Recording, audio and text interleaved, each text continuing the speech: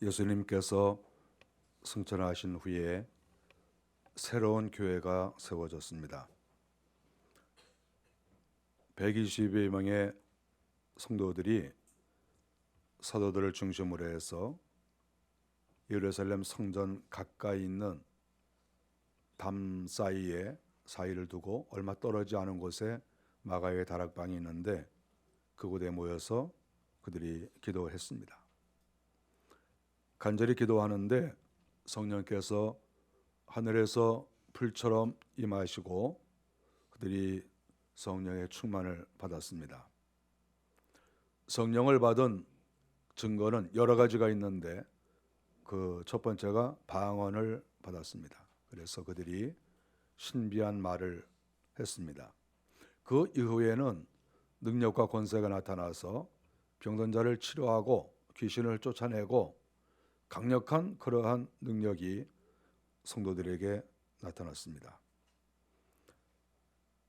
지금까지 예수님이 잡히시고 또 주님이 고난을 당하셨을 때 침묵하고 또 뒤에서 숨어 있었던 베드로가 성령이 충만하니까 견딜 수가 없어서 가슴이 뜨겁고 억제가 잘 되질 않았습니다. 그래서 그가 마가의 다락방에서 기도를 하다가 밖으로 뛰쳐나왔습니다.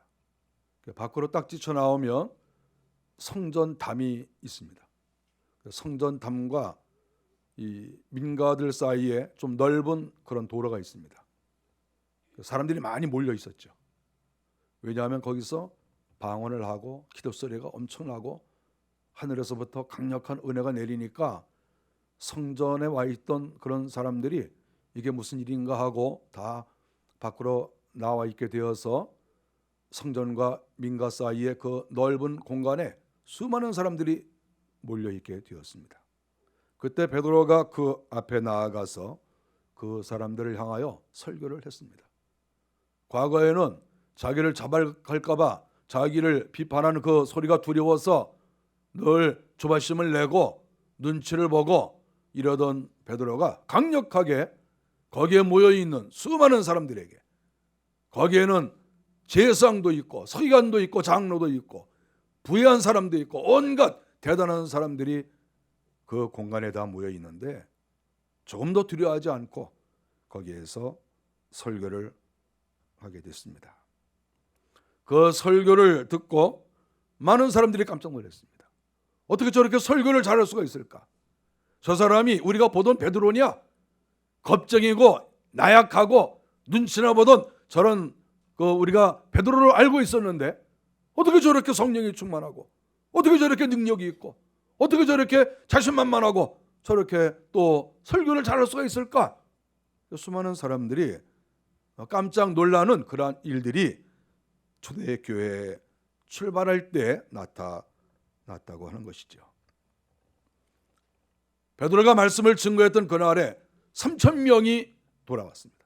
3,000명이 과거에는 유대교회에 속해 있다가, 즉 구약교회에 속해 있다가 그 사람들이 설교를 듣고 이제 우리가 예수를 정말 믿어야 되겠구나 이렇게 생각을 하고 무려 하루에 3,000명이 주님 앞에 돌아왔다 이렇게 성경에 기록이 되어 있습니다. 그 이후에도 계속해서 사람들이 몰려왔을 것이라고 생각을 합니다. 우리가 사람이 내가 어느 교회에 다니다가 옆에 교회에 가는 것도 사실 쉬운 게 아닙니다. 내가 그동안 정이 들었고 내가 헌신하고 봉사했던 그 교회를 내가 놔두고 다른 교회로 간다고 하는 것은 상당히 어려운 일이에요. 우리가 그것은 서로 인정을 해줘야 돼요. 그것은 정말 떠나고 싶지 않은 그러한 마음이지만은 할 수 없이 그 교회를 떠나야 되는 그러한 일들이 우리에게는 많이 있습니다. 지금 초대교회를 선택한 사람들은 누굽니까? 그 사람들은 하루 이틀 예수 믿은 사람들이 아니에요. 그리고 그 사람들은 지금까지 마가의 다락방 바로 옆에 있는 그 어마어마한 규모의 성전, 거기에 다니던 사람들이에요. 1년에 3번은 필속으로 올라오고 수많은 헌금을 거기다가 했고 거기에는 수많은 제사장, 수많은 서기관, 수많은 장로들, 수많은 사람들과 지금까지 10년, 20년, 50년, 100년, 200년 교제하던 사람들이 바로 마가의 다락방 바로 20m, 30m 떨어진 그 어마어마한 성전에 다 있는 거예요, 지금도. 그런데 그곳에 출석하고 거기에서 구원을 받는다고 생각을 하고 거기에서 지금까지 교제를 나누던 것을 딱 끊고 먼 곳도 아니고 바로 몇십 미터밖에 떨어져 있지 않은 마가의 다락방, 그것도 규모가 무슨 큰 것도 아니고 볼품도 없고 지도자들이 공부를 많이 한 것도 아니고 능력 뭐 별로 사람들이 볼 때 대단한 것이 없는데 놀랍게도 이 어마어마한 지금까지 수백 년 동안 의지했던 그 성전에 속해 있던 사람들이 그거 다 한순간에 내려놓고 우리가 이제 마가의 다락방에서 세워진 이 교회에 우리가 나가야 되겠다, 이렇게 결심을 하고 사람들이 돌아오는데 3,000명씩, 그럼 그 이후에도 수많은 사람이 돌아왔겠죠. 수많은 사람들이 베드로의 설교를 듣고 마가의 다락방으로 왔다, 이렇게 성경에 기록이 되어 있습니다. 베드로가 성령에 충만해서 설교를 했는데 그 설교가 범상치 않습니다. 어떻게 보면 너무나도 쉬운 내용인데 다시 보면 아무나 할 수 없는 그러한 내용이라고 볼 수가 있죠. 베드로가 설교를 하는데 너희가 회개하라, 이렇게 얘기를 했습니다. 지금까지 수십 년, 수백 년 동안 성전에 와서 절기를 지키고 예배를 드리고 수도 없이 번제를 드리고, 아니 그들이 지금까지 무슨 죄가 있어요? 지금까지 하나님을 믿었는데. 베드로가 너희가 회개하라, 이렇게 설교했습니다. 선조들이 지은 죄와 너희들이 지은 죄, 특별히 예수를 죽인 죄, 예수 그리스도가 하나님의 아들이시고 예수 그리스도가 우리의 영혼을 건지시기 위해서 죄를 용서하시고 마귀를 물리치기 위해서 예수 그리스도가 오셨는데 그 예수님을 믿지 않고 오히려 예수님을 죽인 그 죄, 그 죄를 너희가 회개하라, 베드로가 이렇게 외쳤습니다. 이 세상에서 우리가 죄가 많이 있지만 그 죄 가운데 여러분 가장 무서운 죄가 뭔지 압니까? 그것은 하나님을 모르는 죄예요. 하나님을 몰라보는 죄. 다른 죄들은 정말 하나님께서 금방금방 용서해 줄 수 있어요. 그런데 하나님이 아닌 것을 하나님이라고 한다든가 또 하나님이신데 하나님을 몰라보는 이러한 죄, 이러한 죄는 이 죄 중에 아주 큰 죄라고 하는 것을 우리가 알아야 됩니다. 이스라엘 백성들이 하나님을 잘 믿는 것처럼 보였지만 실상은 영적으로 어두워서 예수 그리스도가 하나님이신 것을 몰랐어요. 이게 얼마나 놀랍습니까?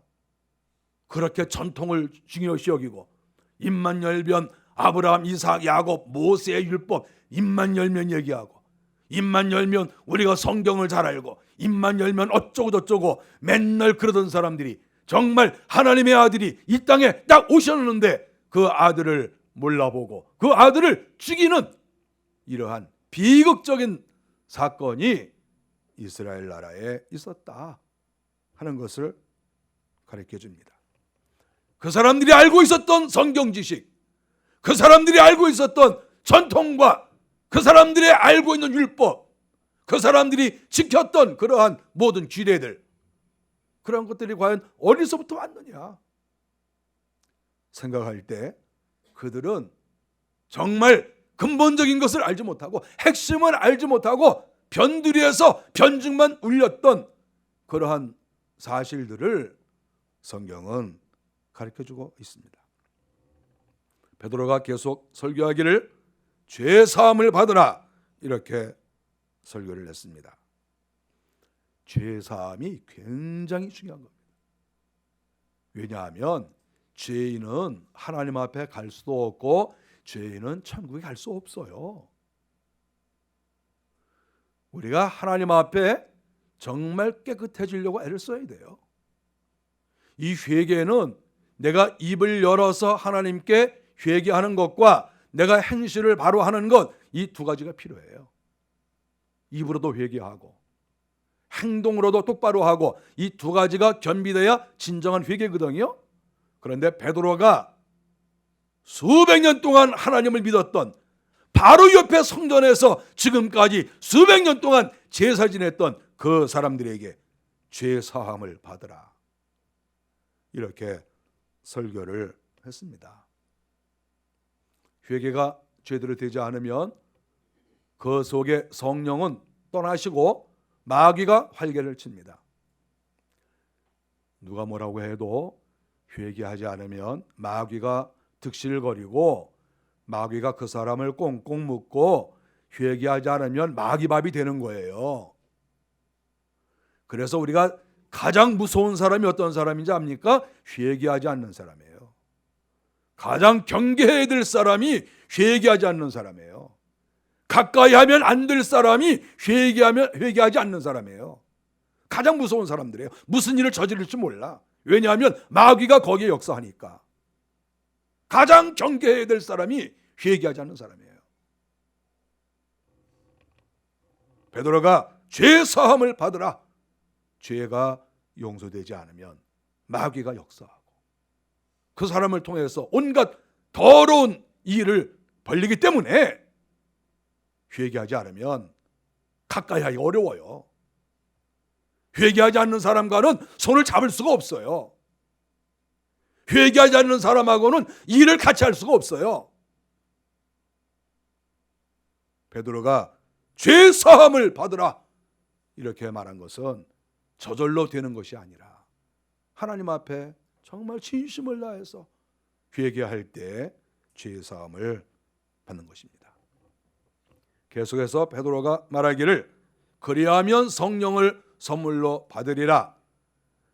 죄가 용서되어지면 마귀가 떠나고 마귀가 떠나면 그 자리에 성령님께서 오시는 거지요. 순서상. 그래서 베드로는 그리하면 성령을 선물로 받는다 이렇게 말씀을 한 거예요. 마귀가 떠나지 않으면, 죄를 회개하지 않으면 성령이 들어오실 수가 없어요. 성령이 결코 들어올 수가 없어요. 마귀 있는 자리에, 죄 있는 자리에 성령이 들어올 수가 없어요. 하나님의 사람이 만일에 성령이 들어오지 않으면 그거 마귀 새끼한테 맨날 붙잡혀 다니는 거예요. 이것처럼 무서운 일이 없습니다. 그러니까 결국 사람은 마귀가 그 속에 들어오느냐 성령이 그 속에 들어오느냐 둘 중에 하나예요. 우리가 하나님의 사랑을 받고 인간답게 살기를 원한다고 하면 죄 용서함을 받고 마귀가 우리의 몸에서, 우리 환경에서 떠나가고 성령께서 내 속에 충만히 임하셔야만이 진정한 하나님의 사람으로 살 수 있다. 이렇게 베드로가 강력하게 설교를 한 것입니다. 베드로에게 성령께서 역사하시지 않았으면 이렇게 설교 못하죠. 영적 체험이 없으면 설교 못하죠.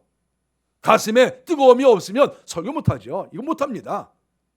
그러나 성령께서 강하게 역사하시고 그 가슴에 뜨거움을 주시고 주님께서 붙잡아 주시니까 성전 바로 옆에서 강력하게 주의 복음을 증거하고 많은 영혼들이 주님께 돌아왔다. 이렇게 성경이 말씀하고 있습니다. 초대교회가 이렇게 세워지기 시작을 했습니다. 세워질 때 오늘 성경을 보니까 43절에 사람마다 기사와 표적이 나타나니 두려워하였다. 이렇게 성경이 말씀을 합니다. 사람마다 두려워하는데 사도들로 말미암아 기사와 표적이 많이 나타나니, 사도들에게 표적과 기사와 표적이 많이 나타났다 이렇게 말씀을 해요. 사도들이 기도하니까 기도가 응답이 되고, 사도들이 병을 고치고, 사도들이 귀신을 쫓아내고, 사도들이 영적으로 분별을 하고 이렇게 되는 거예요. 한 사람만 그렇게 되는 게 아니라 사도들이 여러 명이죠. 여러 명이 다 되는 거예요. 이런 강력한 능력이 이 초대교회가 세워질 때 나타난 거예요. 우리가 이러한 능력이 나타날 때 나타나는 반응은 첫 번째, 사람마다 두려워하는데 이렇게 된 거예요. 예수 그리스도의 권세와 능력, 성령의 능력이 나타나면 첫 번째 나타나는 게 뭔 줄 압니까? 사람들이 사도들을 두려워하고 주님을 두려워합니다. 이것이 기적과 능력과 이적을 나타내는 사도와 교회에 나타나는 첫 번째 반응이에요. 저는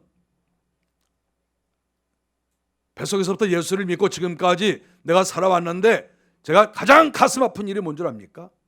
그것은 하나님의 종들이 사람들에게 업신여김을 당하고 교회가 세상에서부터 비판을 받을 때 가장 저는 가슴이 아파요. 왜냐하면 하나님의 사람은 하나님이 세우는 것이고 교회도 하나님이 세우는 것이고 교회는 주님의 몸된 교회 아닙니까? 그래서 저는 그것이 이 세상에서 어떤 것보다도 가장 가슴이 아파요. 근데 우리가 생각을 한번 해보십시다. 베드로가 과거에는 부끄러움을 당하고 늘 조바심을 냈는데 성령의 충만해서 설교하고 기적과 이적을 나타내니까 사람들이 두려워했어요. 결국 다시 한번 생각을 해보면 왜 하나님의 종들이 세상 사람들에게 멸시를 당하고 업신여김을 당하고 존경을 못 받고 할까요? 그 이유는 무엇이겠습니까? 오늘 성경이 답하는 거 아니에요? 만일에 하나님의 종들에게 성령이 충만하게 나타나고 기적과 능력이 나타나고 귀신을 쫓아내고 병을 치료하고 영적으로 깊은 단계에 들어가고 만일에 그랬다고 합시다. 그 사람 앞에 나타나서 손가락질을 하고 그 사람에게 욕을 할 수 있을까요? 그건 안 되는 겁니다. 왜냐하면 성경에 써 있어요. 그리고 역사적으로 실질적으로 그래요. 하나님의 사람 앞에는 극악무도한 자들이 어쩌다가 공격을 할 수 있어도 일반적으로는 두려워하게 돼 있어요. 그것이 영적 현상이에요. 사람들이 사도들을 두려워했습니다. 교회를 두려워했습니다. 저는 세상 사람들이 교회를 비판할 때 정말 가슴이 메어지고 가슴이 아픈데 한편으로는 생각을 해요. 왜 우리가 욕을 먹을까? 물론 괜히 욕하는 사람도 있고 또 시기 질투 때문에 욕하는 사람도 있기는 합니다. 그 욕을 우리가 다 받아들일 수는 없어요. 그러나 어쨌든 욕을 할 때 왜 우리가 욕을 먹을까? 이렇게 저는 생각을 해봐요. 우리에게 하나님의 능력이 강력하게 나타나고 하나님의 사람들을 비판하다가 그 사람들이 병에 걸려 죽고 맞아 죽고 만약에 이런 현상이 나타나 보십시오. 주의 종들이나 교회를 함부로 손가락질하고 비판을 하겠습니까? 무서워서 건드릴 수 있을까요? 건드릴 수 없죠. 사람들은 바보가 아니에요. 뭔가 만만하니까 욕을 하고 만만하니까 대들고 만만하니까 그렇게 하는 거예요. 사람들은 다 알아요. 교회가 은혜가 있는지 교회가 힘이 있는지 없는지 목사가 능력이 있는지 성령이 충만한지 다 알아요.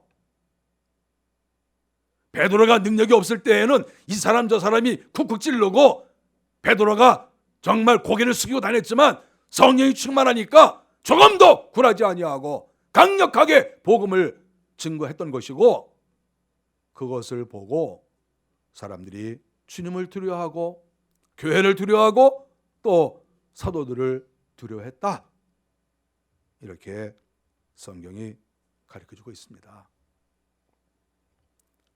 만일에 어떤 유명한 목사님이 계신데, 성령이 충만한 목사님이 계신데, 만일에 그 목사님한테 대들었다가 하나님께서 그날 당장 목을 부러뜨려서 죽인다, 만일에 그런 소문이 나면 그 목사님한테 가서 뭐 이래라 저래라 할 것 같습니까?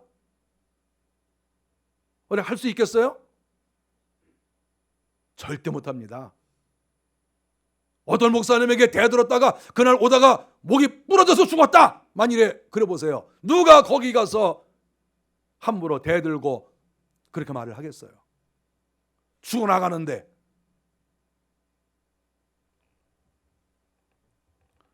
초대교회에 나타났던 또 한 가지 증거는 44절에 믿는 사람들이 물건을 서로 통용하였다, 이렇게 성경에 기록이 되어 있습니다. 믿는 사람들이 서로 물건을 통용했다. 믿는 사람이라고 하는 것은 예수를 믿는다는 말이고, 이 사람들은 거의 대부분이 성령의 은혜, 성령이 충만했다고 하는 거예요. 그냥 여기에서 믿는다고 하는 것은 머리로 믿는 걸 가리키는 게 아니에요. 머리로 단순하게 내가 지식적으로 하나님이 계신다, 지식적으로 예수가 있다더라, 이것을 믿는 게 아니에요. 이것을 믿는다고 말하지 않습니다. 여기서 믿는 것은 정말 기도를 했더니 성령께서 내 속에 들어오시고, 내가 기도를 했는데 영적으로 충만해지고, 내 입에서 방언이 나오고 예언이 나오고 능력이 나오고 귀신과 싸우고 이렇게 된다는 것이죠. 이렇게 되는 것을 믿는다, 이렇게 저는 이 성경을 보고 있어요. 이런 사람들이 모이면 성령이 충만하고 하나님의 깊은 은혜 속에 들어가니까 이 세상 것이 그렇게 중요하지 않다는 것을 알게 됩니다. 우리가 이 땅을 살아가면서 필요한 거 많아요. 우리가 물질이 정말 필요하고, 내가 또 공부도 좀 해야 되고, 기업도 좀 해야 되고, 우리가 할 일이 많이 있습니다. 우리가 무시할 수 없어요. 우리가 사회생활할 때에는 그거 다 필요합니다.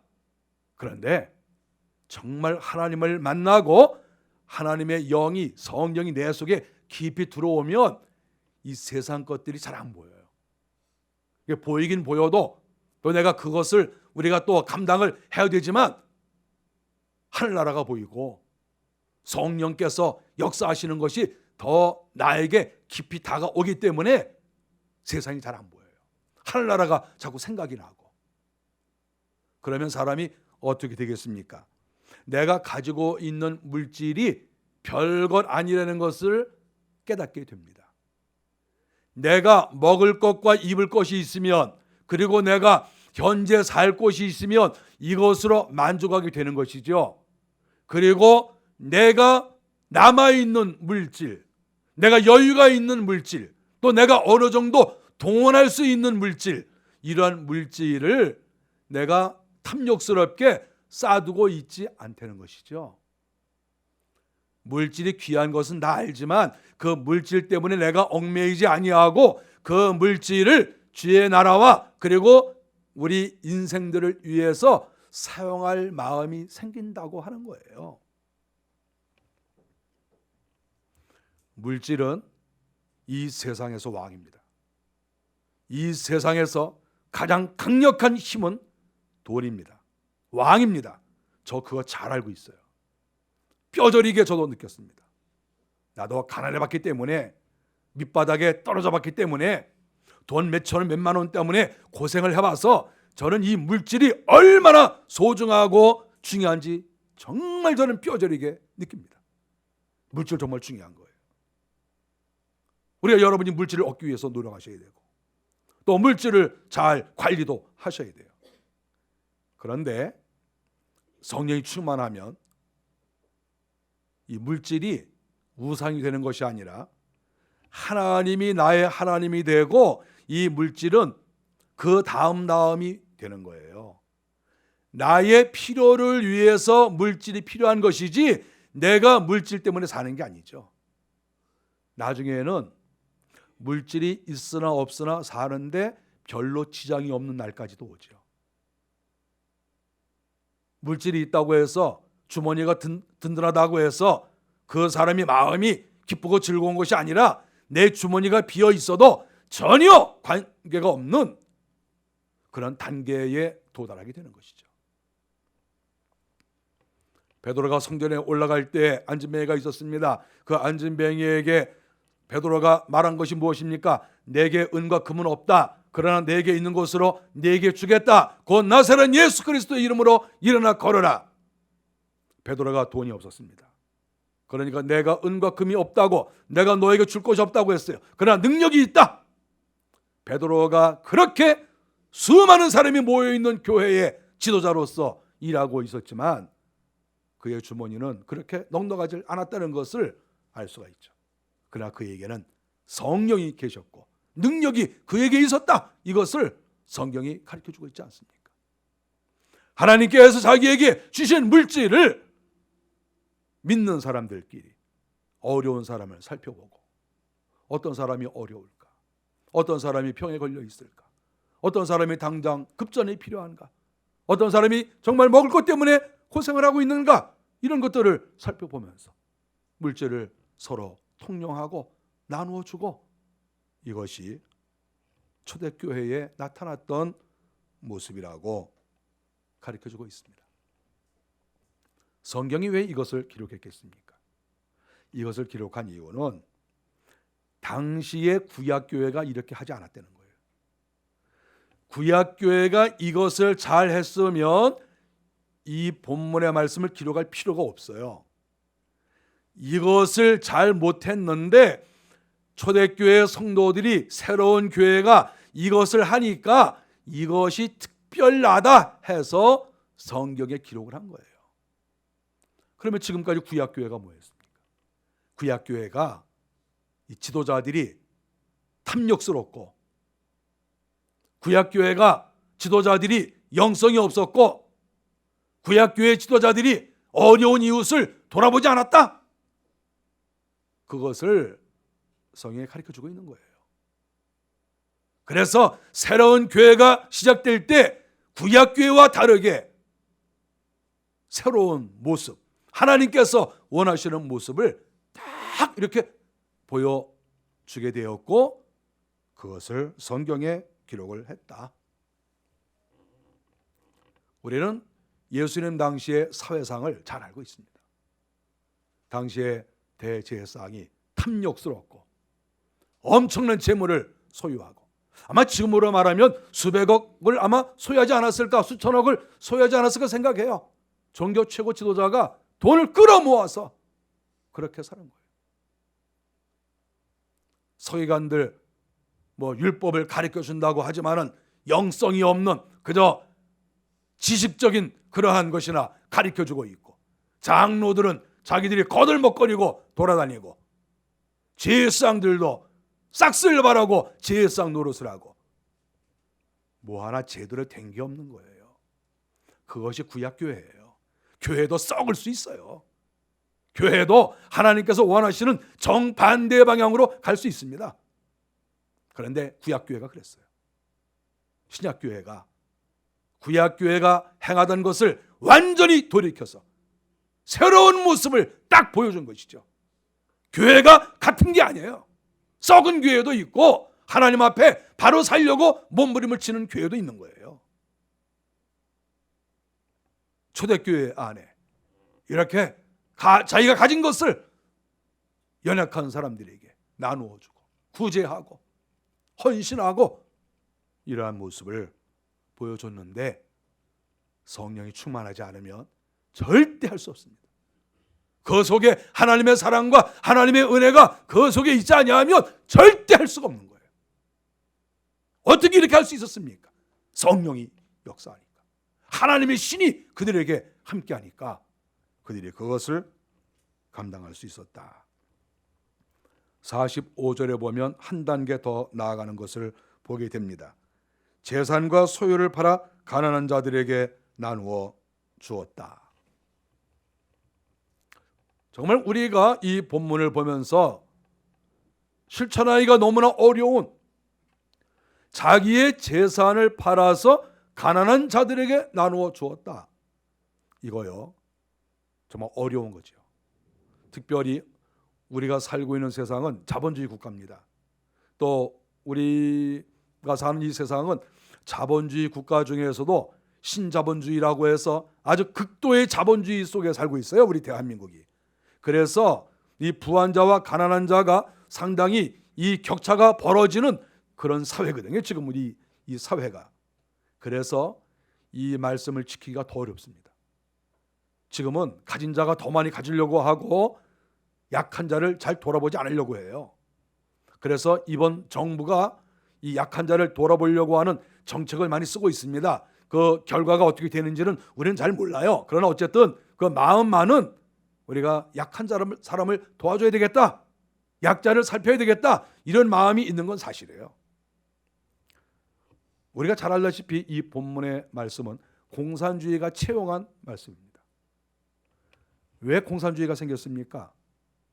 공산주의가 생길 때 꼭 우리 사회처럼 빈부의 격차가 심해졌을 때였어요. 부유한 자는 부하고 가난한 자가 극도로 가난한 그러한 시대에 공산주의가 생겼어요. 그런 시대에. 그리고 공산주의가 이 본문의 말씀을 취한 거예요. 부자들은 돈 다 내놔라. 우리가 초대교회는 자발적이었어요. 자발적으로. 왜냐하면 성령이 속에서 역사하니까. 자발적으로 다 내놔서 약한 자를 도와줘서 모두가 잘 사는 그런 나라가 된 거예요. 그런데 공산주의는 자발적으로 안 하니까 그럼 어떻게 되겠어요? 가난한 자들이 많이 있고 부자들은 너무나 부자니까 어떻게 되겠습니까? 그러니까 권력을 가지고 뺏은 거죠. 뺏어서 가난한 사람들을 나눠줬습니다. 그 사상은 옳아요. 오늘 이 본문의 말씀하고 똑같아요. 중요한 것은 이게 성령의 역사하심이냐 그렇지 아니하면 권력을 가지고 강제로 하느냐, 이것이 중요한 것이죠. 저는 우리나라가 이런 식으로 계속 빈부의 격차가 벌어지고 가난한 자 약자를 도와주지 않으면 강제로 부자의 것을 뺏어서 약자에게 나눠주는 날이 올지도 모른다고 생각해요. 공산주의가 처음에 그렇게 생겼으니까. 그런 일이 있기 전에 우리가 성경에 나타난 대로 성령을 우리가 받아서 하늘나라를 사모하고 날마다 감사하고 기뻐하면서 은혜가 충만한 가운데 가난하고 약하고 어려운 사람들을 도와주고 노숙자들도 도와주고 형편이 어려운 사람 도와주고 가난한 학생도 도와주고, 하나님의 사람들이 이거 안 하면 일단 주님께서 싫어하시고 무서운 어떤 권력이 강제로 이렇게 만들지도 몰라요. 저는 우리 아버지 어머니가 북한에서 지주였었거든요. 그래서 공산당이 들어와서 우리 아버지 어머니 재산 다 뺏어갔어요. 그래서 저는 이 말씀이 무슨 말씀인지를 알아요. 우리가 실천하지 않으면 이렇게 된다 하는 것을 저는 뼈저리게 느끼면서 어려서부터 부모에게 말을 듣고 살았어요. 다 뺏어갔다고. 강제로. 이게 문제죠. 강제로가 문제예요. 근데 만일에 빈부격차가 계속 벌어지면 강제로 할 날이 오면 어떡하겠습니까? 그래서는 안 되잖아요. 강제로 이러한 일이 있기 전에 우리가 성령을 받아서 성령에 충만하면 우리는 이러한 교회와 이러한 나라를 만들어갈 수 있다 하는 것을 알 수 있습니다. 46절에 날마다 마음을 같이 했다.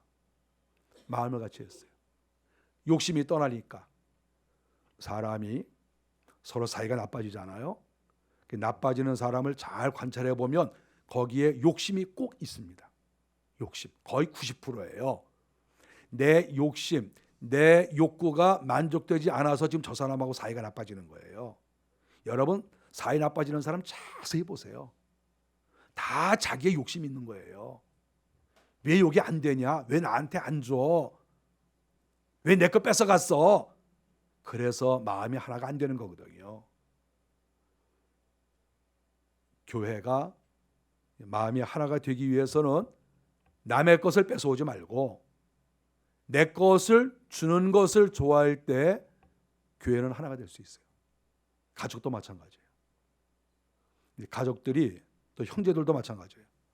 만났을 때 저거 식사 대접도 내가 하고 또 선물도 내가 더 많이 하고 또 누가 필요할 때 내가 돈도 더 많이 주고 이렇게 하면 그것이 친구 사이든 가정이든 가문이든 절대 탈이 나질 않습니다. 절대 탈 안 나요. 자꾸 안 주려고 하고 돈지가 내라고 그러고 밥감지가 내라고 그러고 자꾸 이렇게 하잖아요. 그러면 거기에 문제가 생기고 마음이 절대 하나가 될 수가 없습니다. 초대교회가 날마다 마음을 같이 한 것은 물질 문제가 해결이 됐기 때문에 마음이 하나가 된 거예요. 욕심을 버려서 서로 돕고 사랑하고 부자인 것을 자랑하지 않고 자기가 부자가 되었으면 오히려 그 물질을 약한 자를 위해서 사용하고 이렇게 됐을 때 하나가 되는 것이지 우리가 뭐 서로 손잡고 끌어안고 우리 마음을 하나로 같이 합시다 아무리 얘기해봐야 안 돼요.